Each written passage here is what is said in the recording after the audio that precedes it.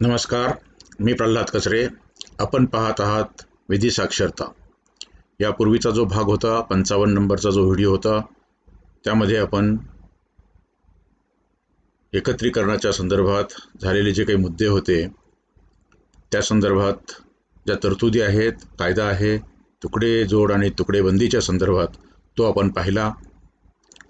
तो व्हिडिओ प्रसिद्ध झाल्यापासून मला असंख्य कॉमेंट्स, सूचना, मेसेजेस प्राप्त झाले आणि त्यामध्ये बहुतेकांनी पोटहिस्साचे अनेक प्रश्न आहेत आणि अनेक समस्या आहेत आणि पोटहिस्साच्या बाबतीत एखादा व्हिडिओ केला पाहिजे अशी सूचना मला आली. आणि म्हणून जमीन व्यवस्थापनामध्ये अत्यंत कळीचा मुद्दा आणि ग्रामीण भागामध्ये शेती करणाऱ्या लोकांच्या दृष्टीने अत्यंत डोकेदुखी असणारा जो मुद्दा आहे, पोटहिस्से, त्याच्या सीमा ज्याला आपण म्हणतो त्याला हद्दीच्या खुणा आणि मोजणी, हे जे मुद्दे आहेत हे अत्यंत कळीचे मुद्दे आहेत. आणि याच्या संदर्भात देखील अनेक प्रश्न, अनेक तक्रारी, अनेक दावे निरनिराळ्या न्यायालयात तहसीलदारांकडे असतील, प्रांताकडे म्हणजे उपविभागीय अधिकाऱ्यांकडे असतील, ॲडिशनल कलेक्टरांकडे असतील, कलेक्टरांकडे असतील, अनेक ठिकाणी सिटी सर्व्हे ऑफिस असेल, सिटी सर्व्हे ऑफिसमध्ये असेल, शिवाय जे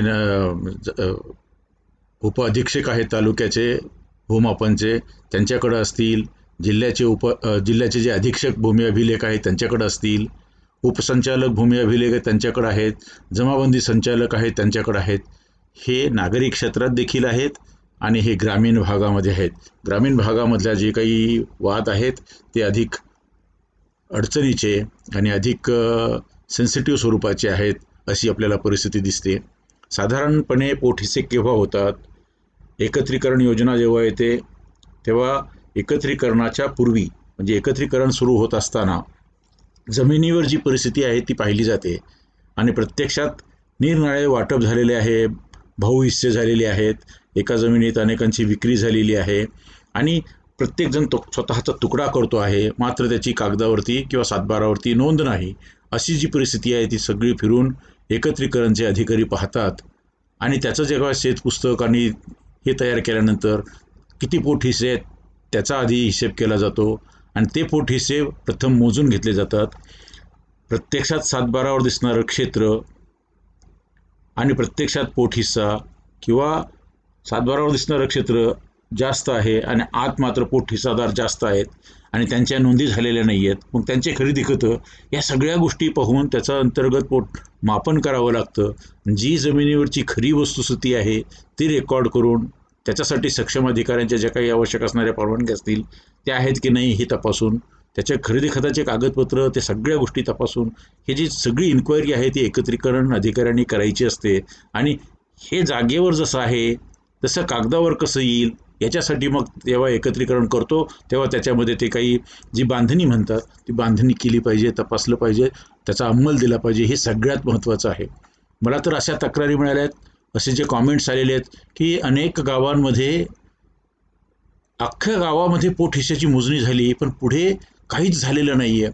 त्याचं कारण आहे की एकत्रीकरणामध्ये ज्या ठिकाणी वाद असतात आणि ज्या ठिकाणी खूप पोटहिस्से झालेले असतात तेव्हा तेवढे सर्व्हे नंबरचे गट बांधायचं काम बाजूला ठेवून दिलं जातं. असे गावाचे गावं बाजूला ठेवलेले आहेत आणि प्रचंड वाद त्यांच्यामध्ये आहेत. त्यांचे गट झालेच नाहीत आणि नवं रेकॉर्ड पण तयार झालं नाही अशी देखील परिस्थिती आहे. अशा लोकांनी काय करायचं ज्यांचे पोटहिस्से झाले नाहीत? हा त्यांचा प्रश्न आहे. खरं तर एकत्रीकरणातले जे काही वाद असतात ते प्रथम एकत्रीकरण अधिकारी जिल्ह्याच्या स्तरावरती अटेंड करतात, जिथे त्यांना सर्व पुरावे, जाबजबाब, जागेवरची परिस्थिती पाहून दुरुस्ती करणं शक्य आहे तेव्हा ते दुरुस्ती, प्रारूप दुरुस्ती सुचवतात, त्याचे आदेश तयार करतात, ते जाहीर करतात. त्याच्यावरती काही लोकांचे आक्षेप आहेत का ते पाहतात आणि त्यांचा अहवाल उपसंचालकामार्फत जमाबंदी संचालकाकडे जातो आणि मग शिवाय जिल्ह्याचे जे अधीक्षक असतात, अधीक्षक भूमी अभिलेख अधिकारी, त्यांच्यामार्फत ही सर्व तपासणी करून मग ती दुरुस्ती लागू केली जाते. मात्र हे असं झालं नाही एकत्रीकरणाच्या. आता ह्या पोटहिस्स्याचं अख्खंच गावाचे गाव त्याच्या बाबतीत काय करायचं? यासाठीची यंत्रणा हीच आहे की जिल्ह्याचा जो जिल्हा अधिकारी असेल, आता एकत्रीकरण अधिकारी नाही आहेत त्यामुळं प्रत्येक तालुक्याच्या ठिकाणी उपअधीक्षक आहेत भूमी अभिलेखचे, त्यांना संपर्क साधावा लागेल, त्यांना हे दाखवावं लागेल, त्यांचं मार्गदर्शन घ्यावं लागेल. त्यांनी जर जागेवर जी प्रचलित कायदा आणि प्रचलित नियम आहे, आता एकत्रीकरणाची योजना तर बंद झाली 1993 पासून. नेमकं आता काय होईल? ह्या परिस्थितीवरती भूमी अभिलेख विभागामध्ये त्यांच्या जे काही स्टँडिंग ऑर्डर्स आहेत त्या ऑर्डरप्रमाणे नेमकं आता कोण सक्षम आहे? मग हे जिल्ह्याचे अधीक्षक भूमी अभिलेख करणार आहेत की उपसंचालक करणार आहेत की जमाबंदी संचालक करणार आहेत? हे तालुक्याच्या कार्यालयामधून तपासून घ्यायला पाहिजे. त्यावरती अर्ज केला पाहिजे. सर्वांनी अर्जावरती सह्या केल्या पाहिजेत. सर्व कागदपत्र जोडले पाहिजेत. ते पाठवलं पाहिजे आणि सततपणे फॉलोअप करून, ज्याला आपण पाठपुरावा म्हणतो, तो पाठपुरावा करून जमाबंदी संचालकाकडून अशा बाबतीत योग्य ते काही आदेश असतील ते आपण मिळवले पाहिजेत. हे त्याच्यावरचं एक उत्तर आहे. आणखी उपहिस्से किंवा पोटमोजणी किंवा पोटहिस्से का होतात, उपविभाग का होतात जमिनीचे? आणि सगळ्यात मोठी समस्या हीच आहे ना, तुकडेबंदीचा कायदा का आणावा लागला? सारखे पोटहिस्से तुकडे तुकडे तुकडे होत जातात आणि ती जमीन अव्यवहार्य होऊन जाते कसवणुकीसाठी किंवा लागवडीसाठी. आणि आजही असे तुकडे पडत आहेत. शहरातही पडतायत आणि खेड्यातही पडतायत. शहरासाठी आपण नागरी हद्दीतलं पोटहिस्सा म्हणतो आणि खेड्यामध्ये ग्रामीण भागातील पोटहिस्सा म्हणतो. शेवटी त्याच्यासाठी मोजणी करावी लागते. प्रत्येक पोटहिस्साच्या मोजणीची जी काही शुल्क असेल ते घ्यावं लागतं. ते विशिष्ट लेखाशीर्ष आहे सरकारचं, त्या लेखाशीर्षावरती भरावं लागतं. आणि असं पोटहिस्साचं पूर्वी पोटहिस्सांची मोजणी केली जायची. निरनिराळ्या ठिकाणी महाराष्ट्र लँड रेव्हेन्यू कोड जो आहे त्याच्या कलम 149 प्रमाणे 149 प्रमाणे तोंडी किंवा लेखी वर्दी दिली की नोंद केली पाहिजे असा नियम आहे. पूर्वी तलाठ्याकडे रोख अर्ज द्यायचे आणि आम्ही असं वाटप केलं आहे असा एक अर्ज दिला की तो तलाठी त्याच्या आधारावरती घ्यायचा, त्या लोकांना विचारायचा नोटिसा देऊन, आणि त्यांचं म्हणणं आहे की आम्ही आमचे पोटहिस्से असे केलेत आणि त्याप्रमाणे त्यांचे पोटहिस्से करायचा. आता असे पोटहिस्से केले की एकाच सातबारावरती 1 नंबर दिसतो, त्या सातबारावरती 4 नावं आणि 4 लोकांचे क्षेत्र आत लिहिलेलं आहे. हे झाले पोटहिस्से. मग अशा पोटहिस्स्यांचं खरं तर नोंदणी त्याच वेळेस गाव नमुना 6D नावाचा एक उपविभागांची नोंदवही म्हणून नोंदवही आहे, त्याच्यामध्ये लिहिलं पाहिजे. आणि त्या सर्वे नंबरमध्ये 4 हिस्से कसे पडले आहेत, म्हणजे पूर्वेकडचा कोणाला गेला, दक्षिणेकडचा कोणाला गेला, उत्तरेकडचा कोणाला गेला, पश्चिमेकडचा कोणाला गेला, किंवा डोंगराच्या बाजूचा कोणाला गेला, रस्त्याच्या बाजूचा कोणाला गेला, नदीच्या बाजूचा कोणाला गेला, आणि पडीक सरकारी जमिनी त्याच्या बाजूचा कोणाला गेला, असं काहीतरी असलं पाहिजे ना.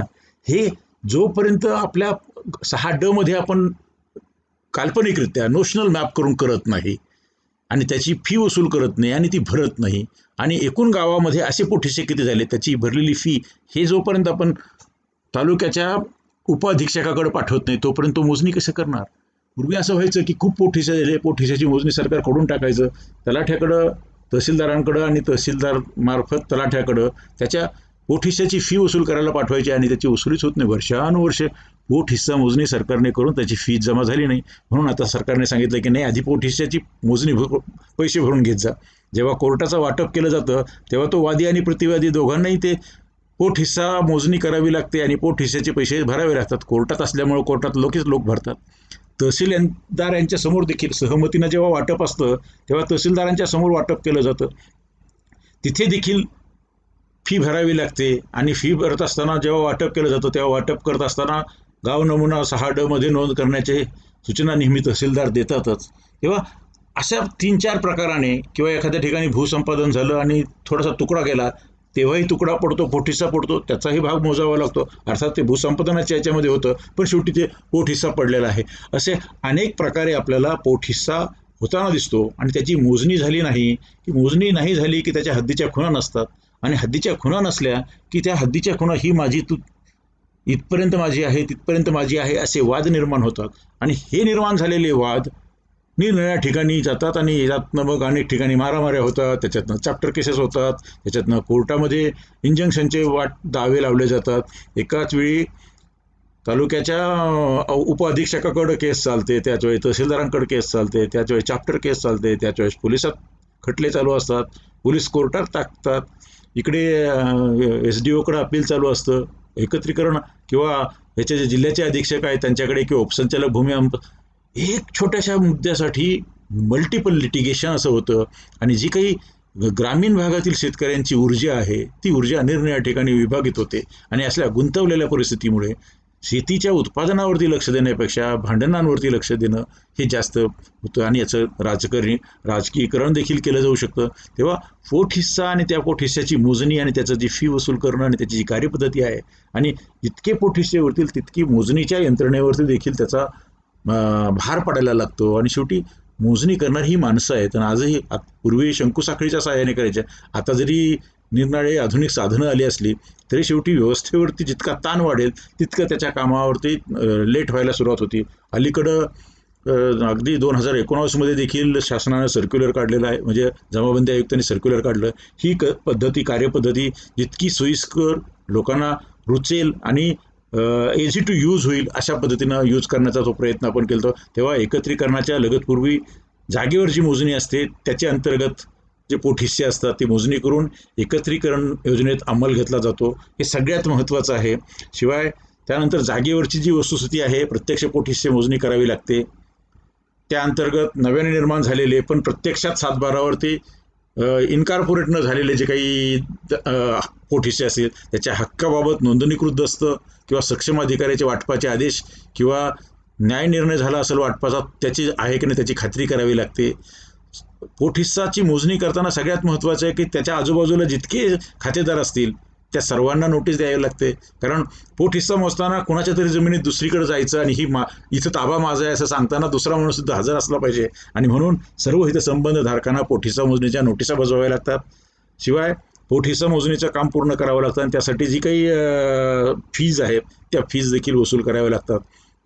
अभिलेखाची दुरुस्ती करत असताना या सर्व बाबी आपण पाहिलं असेल की यापूर्वी पोट हिस्सा मोजणीसाठी खास पोट हिस्सा मोजणीचे तहसीलदार देखील नेमले होते. जेव्हा जितकं काम जास्त होतं तितकं हे सगळं केलं होतं. पण एकत्रीकरणाच्या निमित्ताने त्याचं सगळं एकत्रीकरण झालं आणि एकत्रीकरणानंतर पोट हिस्से विचारात घेतल्यानंतर तुकडे एकत्र केल्यानंतर गट झालेत असं आहे. पण बेसिक अडचण आज अशी आहे की एकत्रीकरणामध्येच झालेलं काम हे अत्यंत सदोष आहे आणि त्यामध्ये अनेक लोकांची झालेली जे काही नोंदी आहेत त्याच सदोष असल्यामुळे त्याच्या दुरुस्तीच्या तक्रारी प्रचंड मोठ्या प्रमाणावरती उपसंचालकांच्या लेव्हलवरती आणि जमाबंदी संचालकाच्या लेव्हलवरती आणि खाली जी काही भूमापन यंत्रणा आहे त्या सर्वच स्तरावरती पोट हिस्सा मोजण्याचं प्रचंड मोठ्या प्रमाणावरचं काम आपल्याला पेंडिंग दिसून येतं. यासाठी कायद्याच्या बाबतीत जर पाहिलं तर संदर्भ आपण पाहिले पाहिजेत. त्यात संदर्भ असे आहेत की महाराष्ट्र जमीन महसूल संहिता 1966 कलम 85, 86 आणि 87 आपल्याला वाचता येईल. याशिवाय महाराष्ट्र जमीन महसूल आणि महसुली भूमापन क्रमांकाचे उपविभाग नियम 1969 आपल्याला पाहता येतील. शिवाय महाराष्ट्र जमीन धारण जमिनीचे तुकडे पाडण्याचा जो आपण तुकडे जोड आणि तुकडे एकत्रीकरण करण्याचा जो अधिनियम 1947चा तो आपल्याला पाहता येईल. आणि यापूर्वी खूप सर्क्युलर्स होते, ते सगळे सर्क्युलर्स एकत्र केले आणि 29 जानेवारी 2002ला जमाबंदी आयुक्तांनी सर्क्युलर काढलं. ते सर्क्युलर देखील आहे. याच्यानंतर छोटी मोठी सर्क्युलर्स निघत गेले 2019मध्ये. हे अर्थात ह्या सर्क्युलरचा गाभा त्यामध्ये बदललेला नाही, त्यामध्ये फक्त सुलभीकरणाची प्रक्रिया सुरू झालेली आहे.